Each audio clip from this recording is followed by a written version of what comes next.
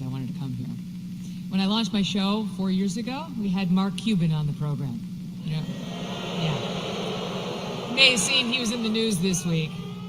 And he started going on about how bad America's race history was and how ashamed he was of America, and that's why he was at all these protests, and he felt it was really important to stand up and speak out about human rights violations. And then it got awkward when I asked him about all the money he was taking from China. And then he dropped a bunch of F-bombs, and I thought, I really enjoy this feeling of proving Mark Cuban wrong. And so here I am at a Trump rally, a strong, intelligent woman to prove Mark Cuban wrong again.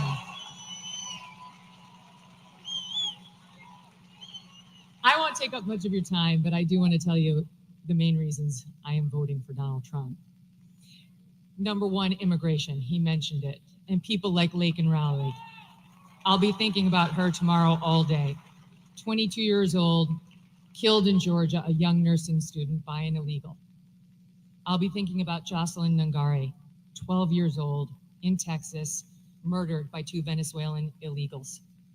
President Trump closed the border. Kamala Harris opened it by choice. It wasn't accidental.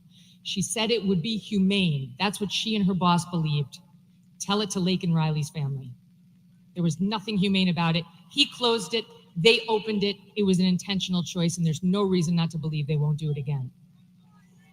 The boys should not be in the girls' sports.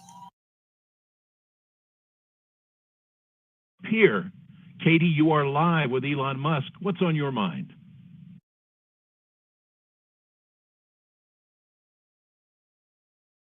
Hello, Katie. Well, I hearing nothing from Katie. We'll see if we can get back to her. Yes, sir. And moving on, we've got Cammie in Traverse City. Hello, Cammie. You are live with Elon Musk. What is your question?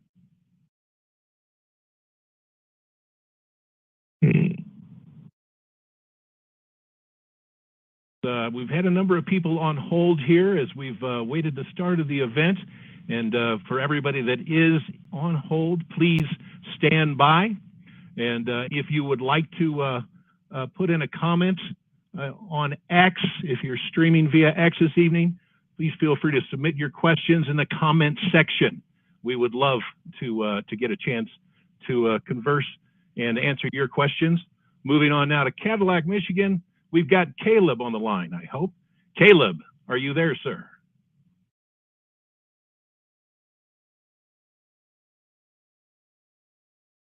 Hearing nothing from Caleb. Let's just do rapid fire here and see if we can try one more person. We're going out to Flat Rock, and we've got James on the line with us. Let's do this. James, are you there?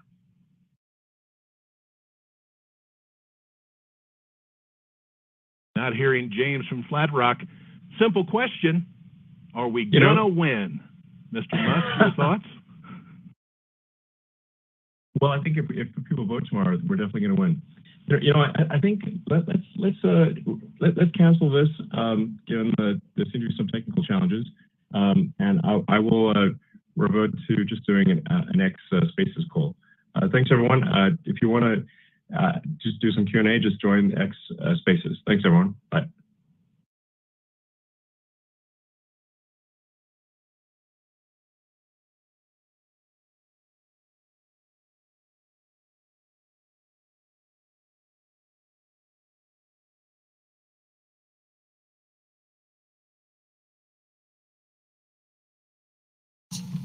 With what happens when they're in the womb, that we forget about taking care of them once we're here and they're loved. Last point, what I don't want, what I don't think you want, is the left's version of masculinity. You see that ad they did about Trump voters trying to encourage women to lie to their husbands so that they could vote for her instead of Trump? That's their version of what marriage looks like. An overbearing husband who bullies his wife into saying she voted one way as opposed to an honest, open relationship. Oh, wait, I'm talking about Kamala and Doug. Okay, sorry. Where was that story in the news? Where was that story? I don't remember a single media person, not one, who sat with him, asked him about the abuse allegations against him by a successful professional attorney who has great details, who has receipts, who has witnesses. No one even asked about it. I'm not into their version of toxic masculinity or new masculinity. I prefer the old version. Yeah. All of you, and I prefer a president who understands how to be strong and how to fight. I hope all of you do what I did last week. Vote Trump and get 10 friends to vote Trump too.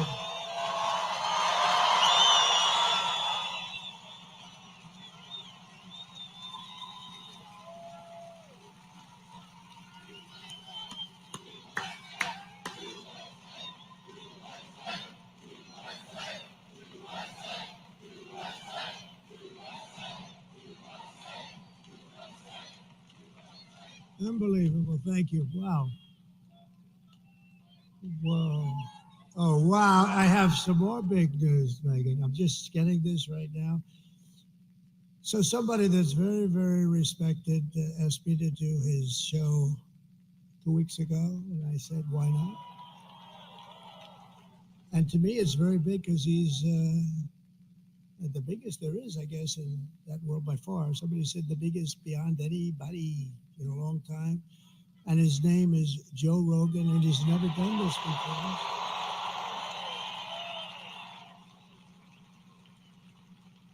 And it just came over the wires that Joe Rogan just endorsed me. Is that right? Thank you, Joe.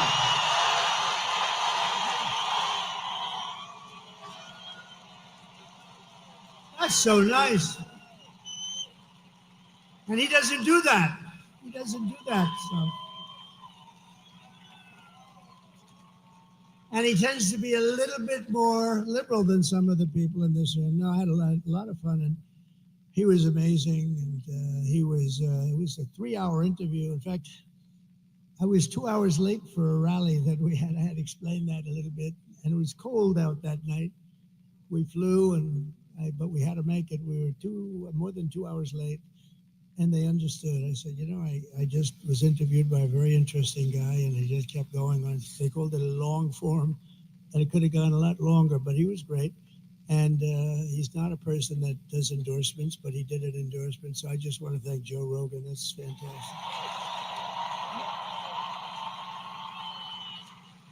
And Megan, thank you very much. That was something. That's really something. Also with us tonight is the man that I hope is going to be your next senator. He's a winner. He's tough. He's smart. He loves your state. He loves your Commonwealth, and he will take this Commonwealth to new heights. He's just a spectacular guy, Dave McCormick. And Dave, I think, stand up, bro. I think I looked at a poll before, and I think you're doing very well. He's against the survivor. The guy is a survivor. He's a lousy senator, doesn't do a thing. Do you think he's talking about fracking? That guy talks about fracking. He's not letting fracking get it disturbed in any way, shape.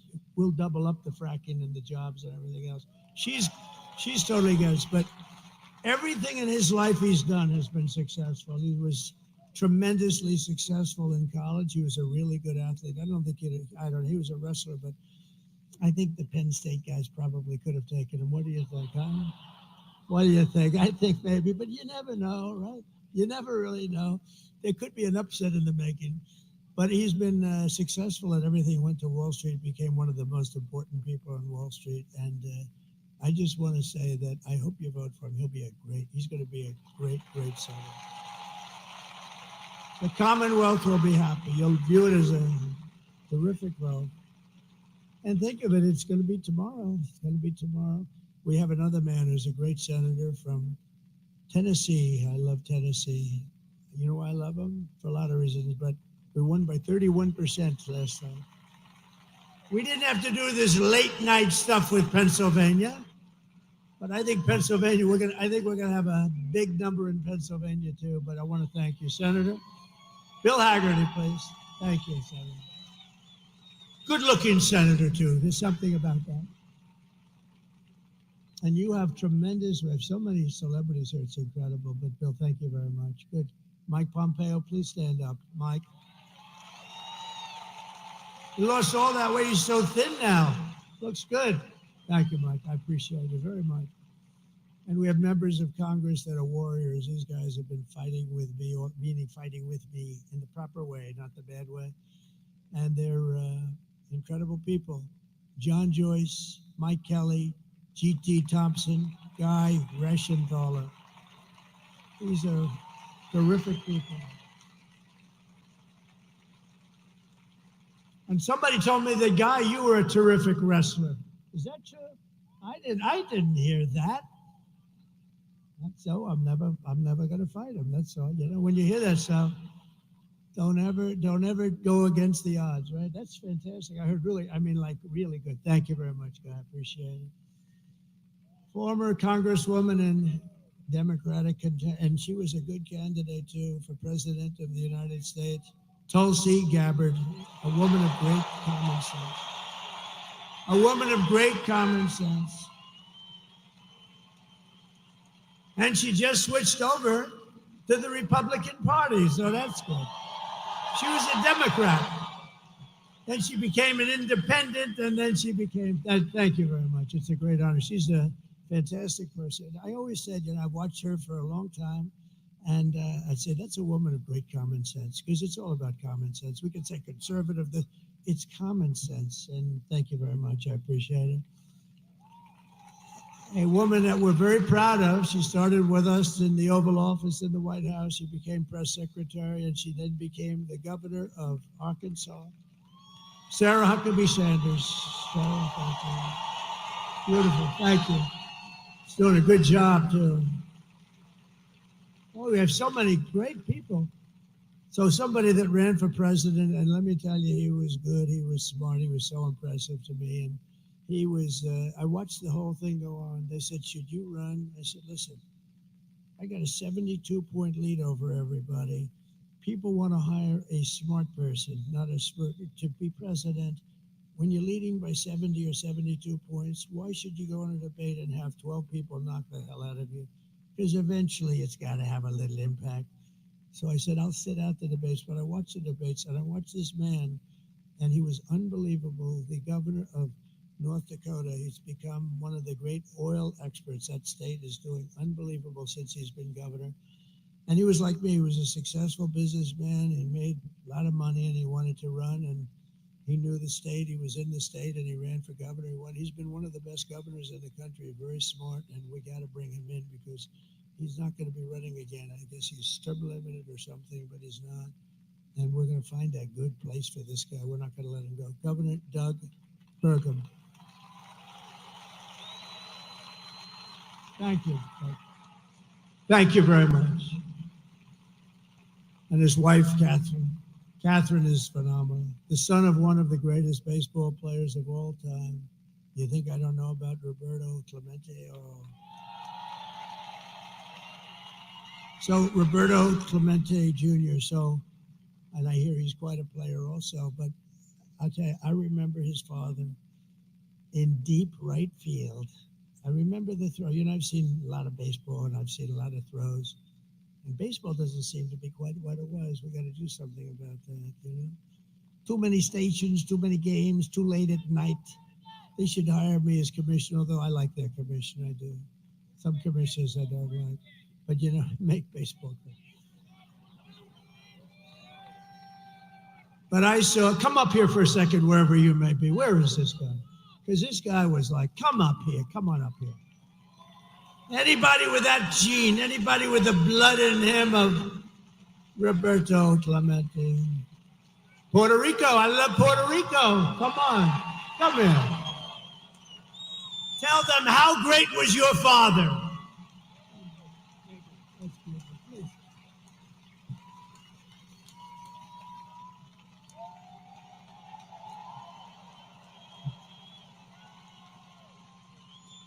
Hello, Pittsburgh. Well, one thing that I can say is that I'm very proud to be here. For the first time, I had to take a step forward. It is very important for me to support this man because I believe tomorrow is a change of time.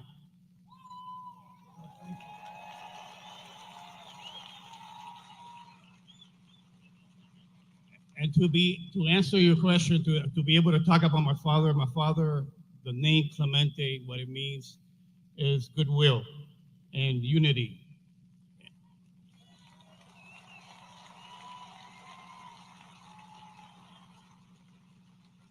I believe that your team is going to bring it all home. I believe in everything that you stand for right now, being able to make the change for our families, my 3 kids that are very young and we live here in Pennsylvania.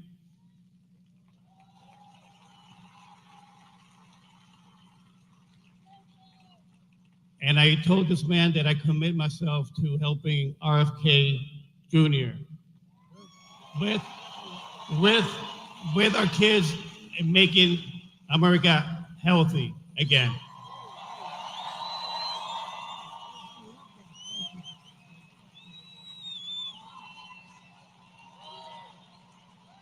Wow.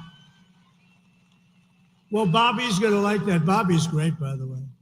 He's going to work, and he's going to work with him, but now he's going to work with Roberto Jr. Bobby Kennedy, he's a credible guy. It's not an easy step. They've been Democrats a long time, the Kennedy family. I'm sure they were thrilled, but Bobby had to do the right thing, and he did, and he's going to be very much involved. He's got a tremendous view on health and pesticides and all the stuff, and we're not really a healthy country. Look at some countries are much healthier than we are, and they don't use all of this stuff. And so Bobby's going to pretty much do what he wants. I want him to do something really important for our country. It makes people healthier. We have obesity. We have every problem you can have, and Bobby feels very strongly about it. And he's going to be very much yours. The only thing I told him, though, Bobby, you got to do one thing, do whatever you want. You just go ahead, work on the pesticides, work on making women's health. He's so into women's health. And, you know, he's really unbelievable. It's such a passion. But I said, Bobby, I want you to do it, but leave the liquid gold to me. Don't trample that. Don't trample on our liquid gold, because we have more than any other country in the world by far.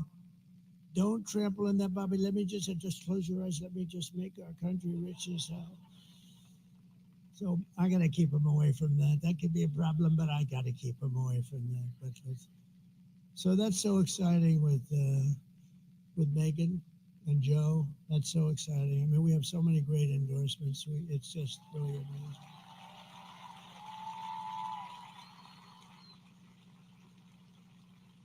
By the way, Roberto Clemente, you know, we all see a lot of plays and you forget about them. Even for those of us that have very good memories, you forget them. But I remember playing the Mets, the poor Mets. They were playing the Mets, and a ball was hit into the corner of right field. He played right field. And he went over, a rocket was hit there. And he went over and he was deep in the corner of right field. And the player started marching to the plate, pretty fast runner. And I've never seen, and I remember sort of everything. And Roberto Clemente, because he was a great hitter and all, you think of him as a hitter, but he was an incredible fielder, but he had the best arm, I think, in baseball. He threw from the deep corner of right field. It was not possible to do this. A ball that never was more than 10 feet off the ground, a strike. And the runner was out. And I said, well, there go my aspirations about being a professional baseball player. It was the greatest throw I've ever seen to this day. And so I wanted to, it's funny, he was one of the greatest hitters, but I remember more for the throw than the hitting even. So it's an honor, and Bobby is going to be thrilled, and I've heard so many great things about you, Roberta. We're going to get you lined up, okay? I love that. Thank you very much. That's a great honor. Also, Mayor J.D. Longo is here, and Sean Parnell.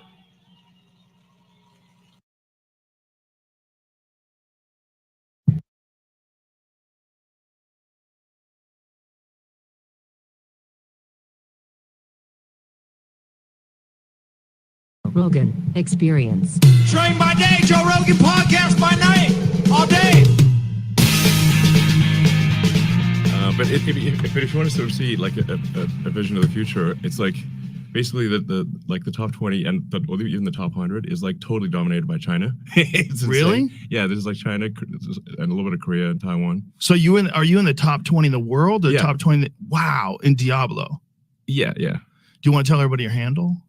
No, don't tell them.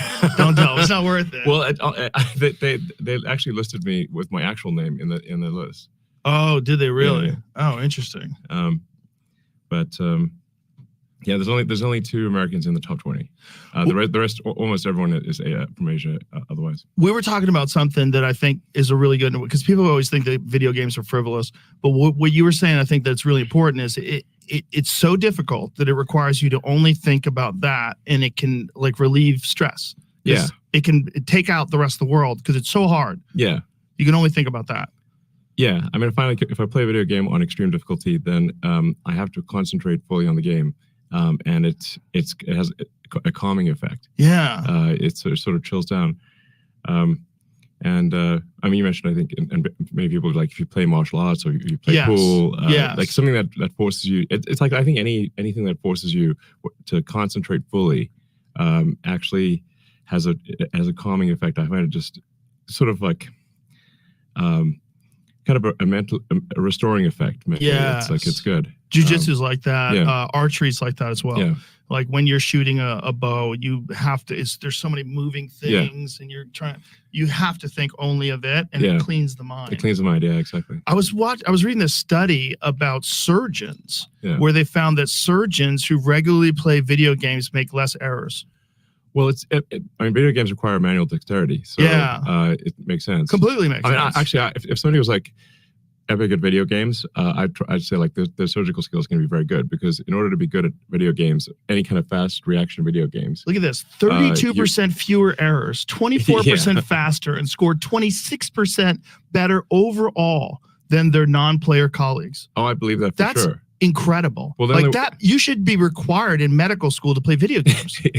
Don't you think? If somebody's like a top ranked video game player and they say they're a surgeon, I'd be like +1, +2 type of thing. Oh, top rank for sure. Well, but this isn't even top rank. This is just people who play. Well, your manual dexterity has to be extremely high. Yes. So you're looking at things on a screen. You're reacting, and sometimes you got like 10 milliseconds to react. Yes.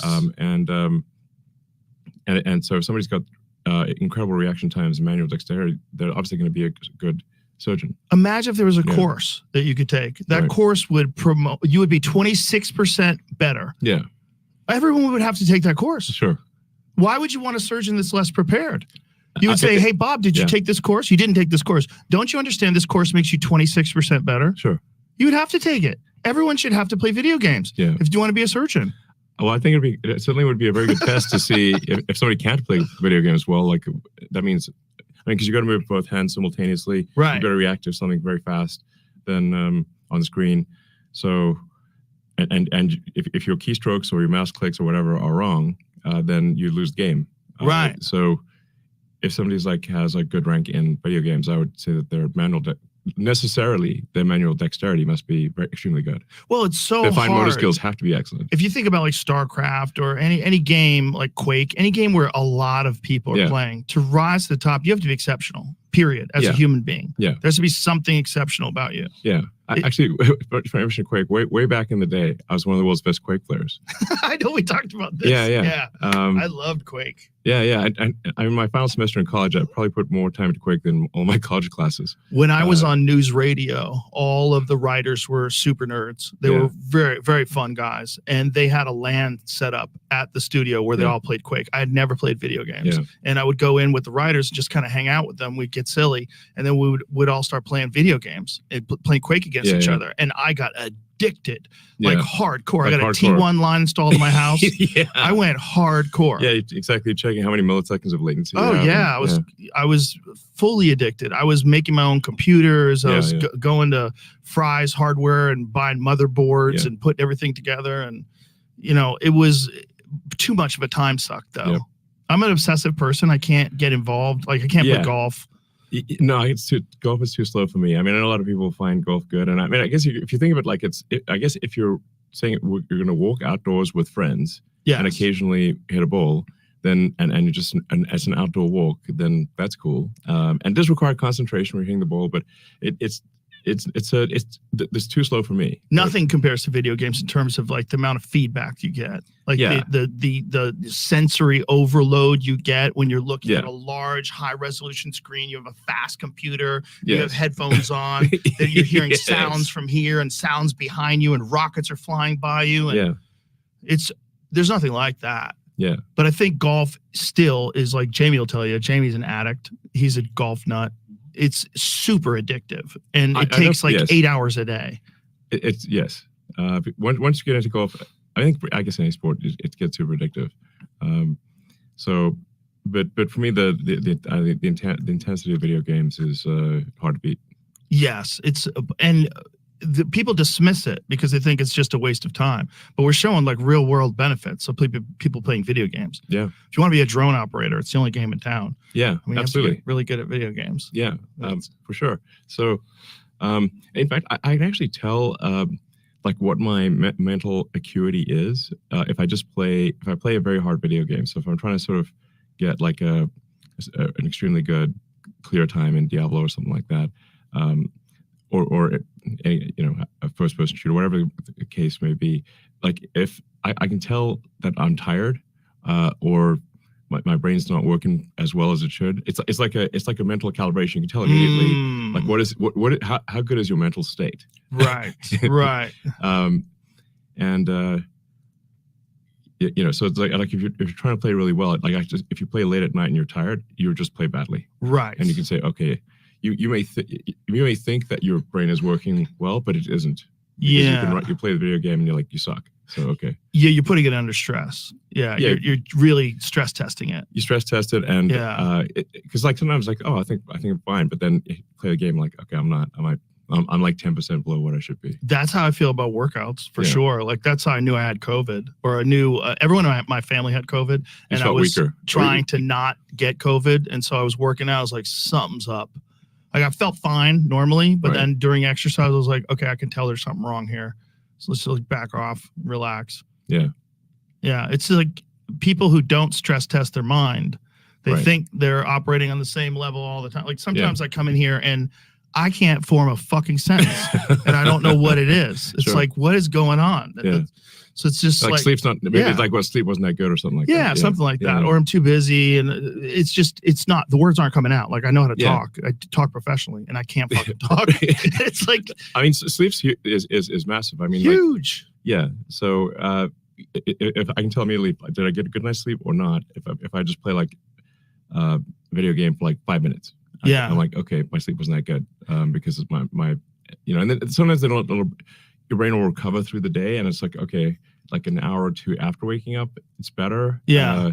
Because your brain does kind of recover from bad night's sleep a little bit. Do you know during what the day. really helps? Creatine, apparently. Does it? Yeah, creatine is actually a nootropic, believe it or not. There's a lot of like benefits of creatine that I are mean, really weird. Are there any downsides? No, might as it's well just a have it. natural part of food. Yeah, especially women. For Okay. women, apparently, especially postmenopausal women, it's very beneficial. Okay. There's a lot of like cognitive benefits, and one of the big ones that they found recently is performance when sleep deprived. Huh. Mental okay. performance when sleep deprived increases pretty measurably when you supplement with creatine. Is creatine naturally occurring in like steak or? Yeah, it's like naturally occurring in meat, I think. I think that's where it's coming from. I think it's primarily an animal-based thing. Yeah, but like I did switch to like steak and eggs for breakfast, and I found that's like a power up. oh yeah. Yeah. Yeah, well, we're all overrun with carbohydrates. Yeah, totally. And you just like carbohydrates make this big crash, the rise and the Yeah, crash, totally. the rise and the crash. Yeah. You stay flat if you eat like a primarily high protein, high fat diet. Yeah. Your body runs off ketosis, essentially. Yeah. I mean, I just have like steak and eggs, no bread or anything. Yeah.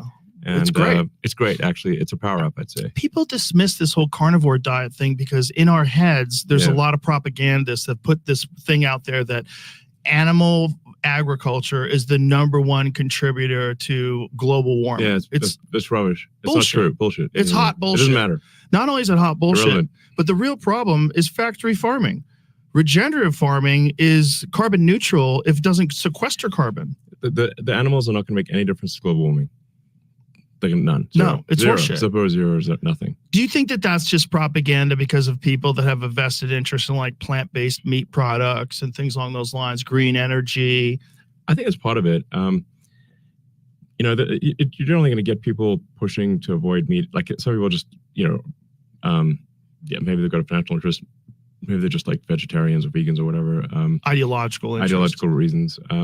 But it's not going to make any difference to global warming or the CO2 concentration in the atmosphere. Really, if people eat fewer steaks, it doesn't matter. It's irrelevant. I want to just be super clear about that. Yeah. Will not matter. You will not even be able to measure it. Okay, that's how irrelevant it is. Isn't it funny that that's unmeasurable? That's irrelevant. a heretic speaking. Like that's crazy talk now. Nowadays, it's like you have to say that we have to eat less meat. No, that meat is we can bad. totally eat as much meat as you want. It's not going to make a difference. Sing it. Tell Yes. the world. Yeah, absolutely. And if somebody says it does make a difference, I'm like, how will you measure it? And if you can't even measure it, then it's bullshit. Yeah. Yeah, literally, I won't be able to measure it. Well, there's so much bullshit out there.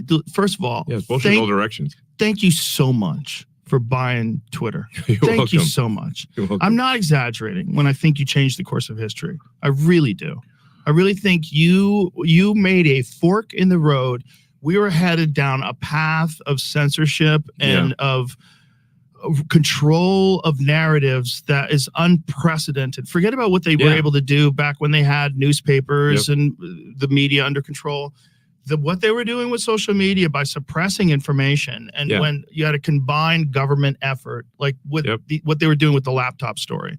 We have 51 former intelligence agents saying that this is Russian disinformation. Take it offline. And Twitter complied. If you didn't buy that, we wouldn't have known that. We had no idea. Exactly. No, the reason I bought it was because I'm pretty attuned since I was like the most interacted with user on Twitter before the acquisition.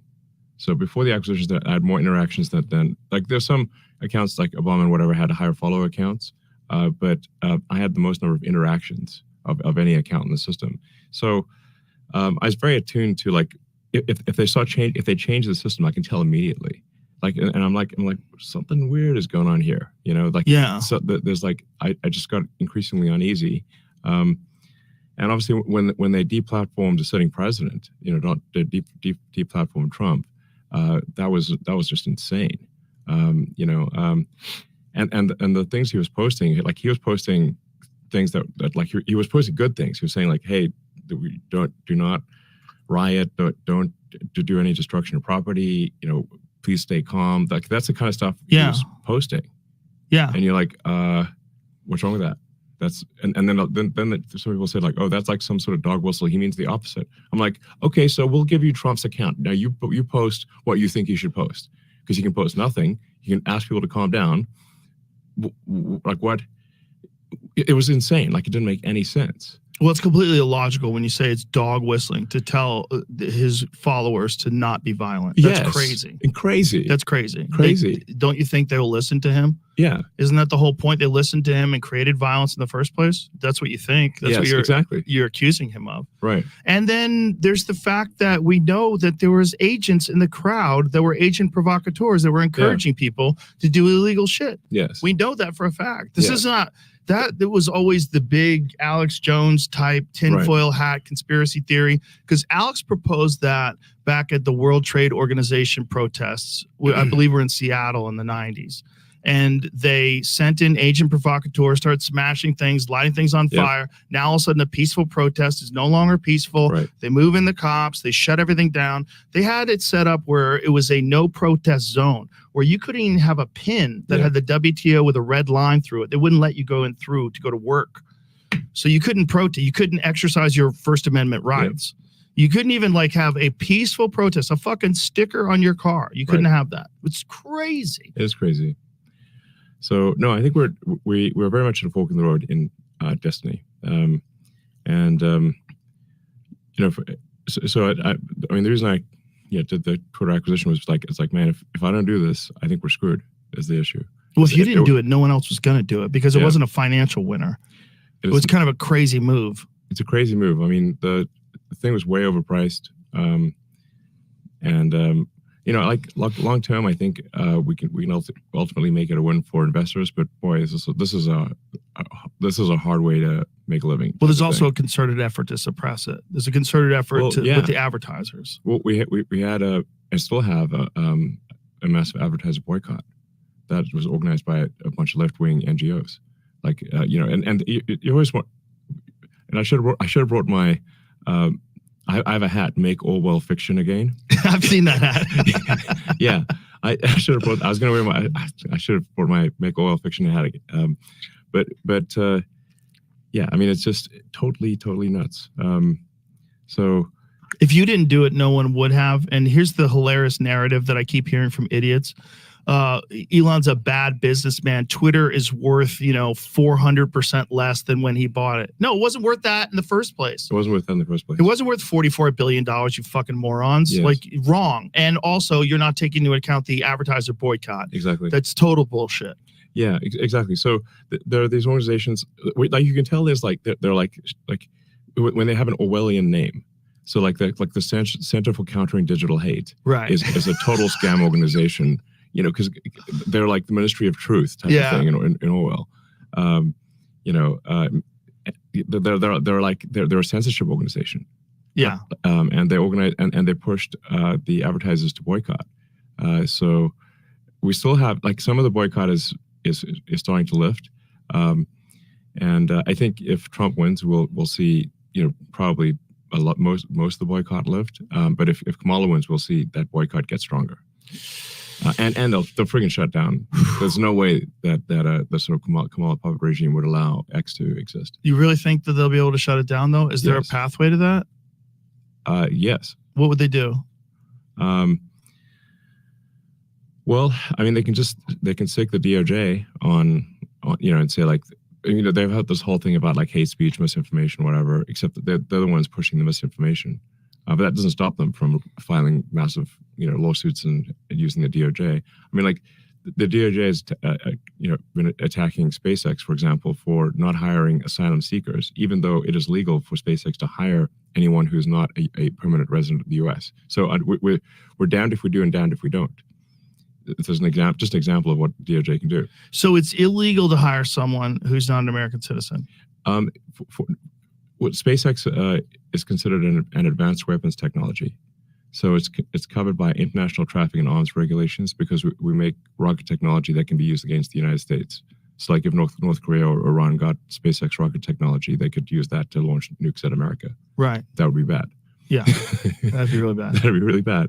So we're since we are in like the most extreme category of weapons technology at SpaceX, under U.S. ITAR law, it is illegal for us to hire anyone who's not a permanent resident, because the presumption is that if they're not a permanent resident, they're going to return to their home country and take the rocket technology with them. So it's illegal for us to hire anyone who's not a permanent. They can have a green card or be a citizen. They just have to be a permanent resident of the United States. Then there's another law that says if you discriminate against asylum seekers, you're also breaking the law. So the DOJ can only do a small number of big lawsuits every year. Launched a giant lawsuit against SpaceX, saying that SpaceX discriminated against asylum seekers. And we're like, but it's illegal for us to hire anyone who's not a permanent resident. So we're in this this is what I mean. It's like the Orwell situation is getting insane. Like you're damned if you do, and you're damned if you don't. So you're damned. Can you imagine history looking back Fucked up, man. At when you watch the robot arms catch the rocket and you realize like this is like one of the greatest accomplishments in the history of aerospace. Like it is one of the most wildest accomplishments. Yeah. When you watch that thing come and you see all those people cheering and it catches it perfectly, like holy shit. Imagine how history is going to look back at the DOJ going after that company. Yeah. How insane it is. Big lawsuit with an army of lawyers. Like this was not like some minor thing. But it doesn't even make any sense. Logically, like how could it even get brought to court if it's illegal? That's exactly. So that's what I mean. Like basically, if the government wants to go after you, they'll just find a reason. It's like that famous quote from Beria. Like Stalin's like chief torturer, the head of Stalin's secret police, and he's like chief torturer, truly evil human being, like this guy Beria. One of his famous quotes was, "Show me the man, and I'll show you the crime." Right. They decide that you're the target, and then they figure out the crime afterwards. That's the issue. They decided SpaceX was the target. They just figured out the crime afterwards. Which is so crazy because that's exactly what they're saying Trump is going to do if he gets into office. They're doing all the things that they accuse Trump of doing. Yeah. Openly. Yeah. I mean, the sheer number of hoaxes that the Democratic Party is pushing over and over again. And it's like, look, I understand like politicians are gonna, exaggerate. They're gonna misspeak, and they'll tell occasional, untruths, whatever. That's how it is in politics. But when you have deliberate, concerted, repeated pushing of hoaxes, you're like, wait a second, like, come on, man, this is too far. And you're supposed to be the good guys. And you claim to be the good guys? I'm like, exactly. You're supposed to be the progressives. Yes, the Dems are like, oh, we're the good guys. We're the honest people. No, hang on. You can't claim to be the good guys. You can't claim to be the honest people if you're deliberately pushing hoaxes that have been debunked thoroughly. Yeah. Well, we're like even Snopes, which is a liberal thing, says it's bogus. Yeah. Like the Fine People hoax. Obama just said that on stage. Obama just said that. I was like, what the flying fuck? He doesn't give a fuck.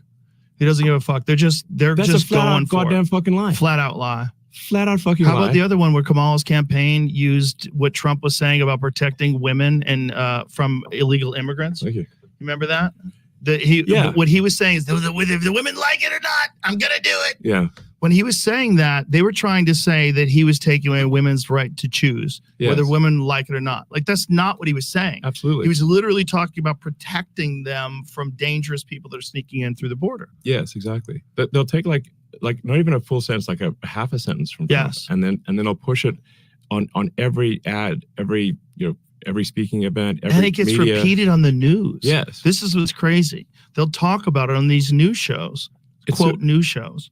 Yeah, exactly. I mean, a recent one that came up, which had a lot of people, because a lot of people reached out to me, was like, they're like, oh, Trump says he wants to execute Liz Cheney. I'm like, that is utter bullshit. It's not what he said at all. It's not what he said at all. All he said was like, what he's saying is that, look, if Liz Cheney actually had to fight at the front lines, she'd think twice about going to war. Exactly. That, like, it's easy to go to war. It's easy to be a warmonger if you don't have to, risk dying at the front lines. Like, basically, it's fucked up if people are having like fancy dinners in Washington D.C. While people are being slaughtered in trenches. It's like you're not feeling the pain. Exactly. You're not taking the risk. It's someone else dying. Exactly. That's cruel and lacking in empathy. And all Trump was saying was that it's like Liz Cheney would be much less of a warmonger, because she's a huge warmonger, just like her dad, if she actually had to go to the front lines and fight herself. And meanwhile, they're saying that he's saying she should be shot. Yes, which is a total lie. And but I had like tons of people call me this weekend saying, "Oh, Trump says he's going to put Liz Cheney in a firing squad." I'm like, that is an outrageous lie. And the legacy media ran with that lie big time. Yeah, it's crazy. It's just wild to see. And if it wasn't for Twitter or X now, I don't think we would know about all this stuff. I think it would be very difficult for you. I think YouTube throttled. They did something weird. They won't say what they did, but they did something weird with the Trump interview that I did. Yeah, where you couldn't find it. It doesn't make sense. Like it made no sense. I mean, it was like the biggest interview on earth. Yeah, and you can't find it. Yeah. Not only that, it wasn't like, trending. Bullshit. It wasn't trending. It wasn't trending. No, it wasn't trending. You're like, there's just no excuse for that, man. No excuse. There's no excuse. It was getting 1 million views. 1.4 an hour at one point in time? 1.5 an hour. Yeah. And it wasn't trending. Yeah. Like, and it's like your channel is a known channel. It's not like it was started yesterday. It's like yeah. It's like, this is a high trust. Yours is a high trust channel. It's like you're not trying to scam crypto coins or something, So, well, thank God we put it on X as well. Yeah. Because I think just with your account and my account alone, it's like 70 million views. Yeah. Yeah. Exactly. Yeah. Well, it's like you can't hide things anymore because of you. And if it wasn't for you, I think they would have had total control of social media by now. Yeah. They would have they banned so many accounts during the pandemic, so many dissenting scientists and doctors and physicians. They banned so many conspiracy theorists, so many people that colored outside the lines. They would have done that everywhere, and it probably would have. I think even at what's going on at Facebook, they're being more lenient. You hear Zuckerberg talking about taking a more libertarian stance. That's entirely reaction to the way Twitter has kind of moved the watermark.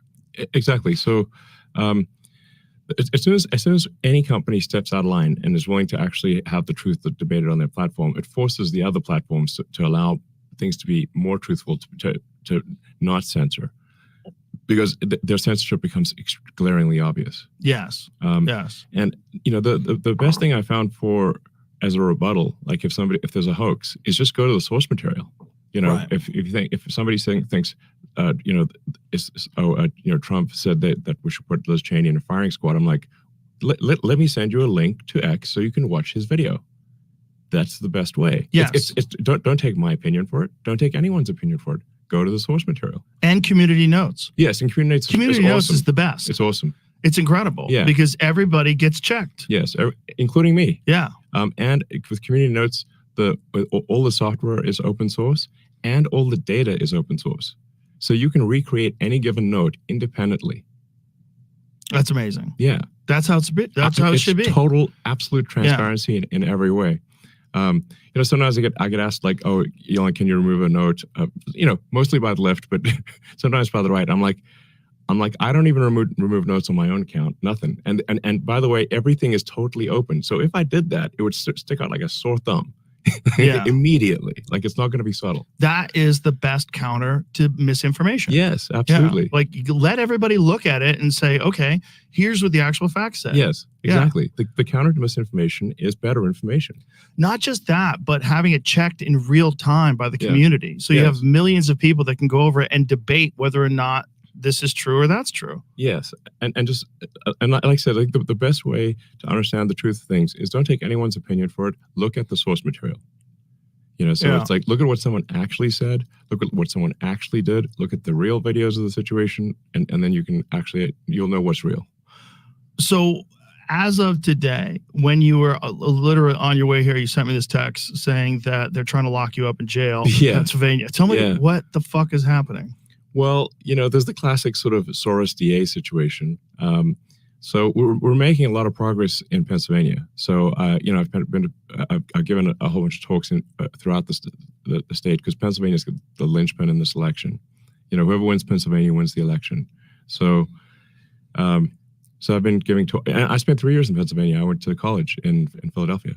So it's not like I'm not like a total stranger to the state. I spent 3 years there. And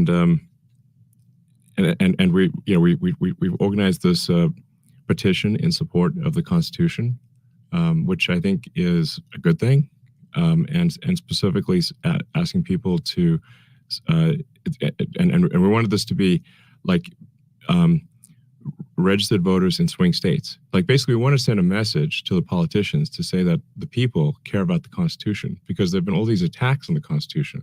They've been, especially on the Democrat side, they've been repeatedly saying that the First Amendment is an obstacle, and they're claiming, oh, the First Amendment is enabling disinformation, misinformation. And I'm like, yo, there's a reason for the First Amendment, like freedom of speech. The reason the founders of the country put the freedom of speech there is because they came from countries where if you spoke your mind, you would get shot or imprisoned. That's why the First Amendment exists. And the Second Amendment is there to stop the tyranny of government. The Second Amendment, the right to bear arms, is there to protect freedom of speech. And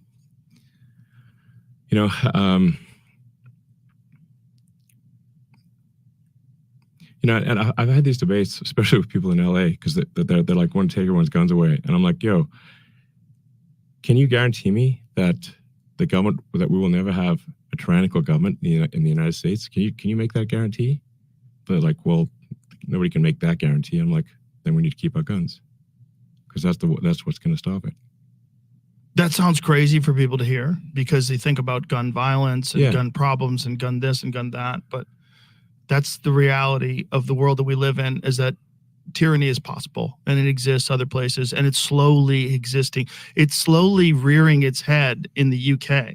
You're seeing, I think the number of people that have been arrested for just social media posts is bananas. It's in the thousands. Yes, several thousand people have been given prison sentences in the UK for social media posts where there was no explicit link to actual violence, but they just said it encouraged violence. We're like, well, did anyone actually do anything as a result of that media post? Well, no, but they just and then they have a prison overcrowding situation in the UK, so they're quite literally releasing convicted pedophiles and putting people in jail for Facebook posts.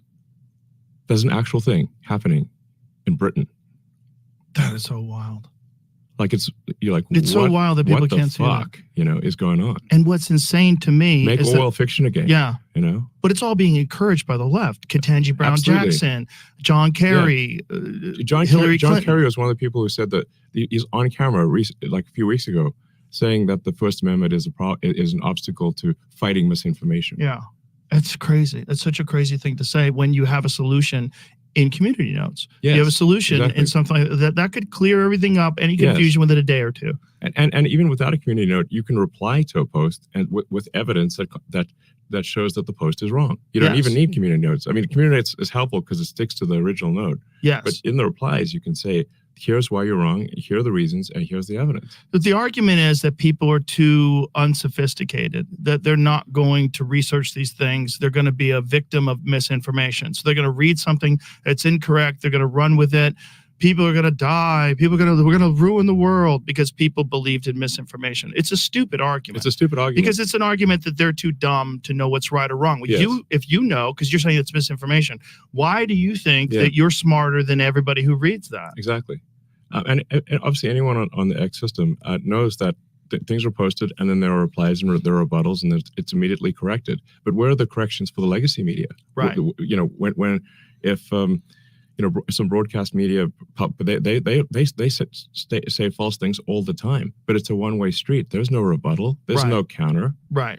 You know? Right. Who's apologized for being incorrect about what? Did Rachel Maddow ever apologize for telling everybody that if you get the COVID vaccine, you're never going to get COVID? It won't. The virus Right. stops with you. No, never. Never. Yeah. No one ever. It's just. It was not true at the time. There was no evidence to support it at the time. It's pure propaganda. And she said it. The Russiagate hoax. For Exactly. 3 fucking years, they Yes. said that he was Putin's toy. Yes. And that Putin had him compromised. The Steele Yes. dossier. Steele dossier was completely fabricated by a lawyer at Perkins Coie, who was paid by the Clinton campaign. Literally. Crazy. And still people think the Russia hoax is real. And there's no repercussions. Yes. There's no one had to apologize. Hillary Clinton never came out and apologized for that, and people Yeah. still listen to her. The whole thing is crazy. And it's all coming from the left, which growing up as a person who was in the left my whole life, it doesn't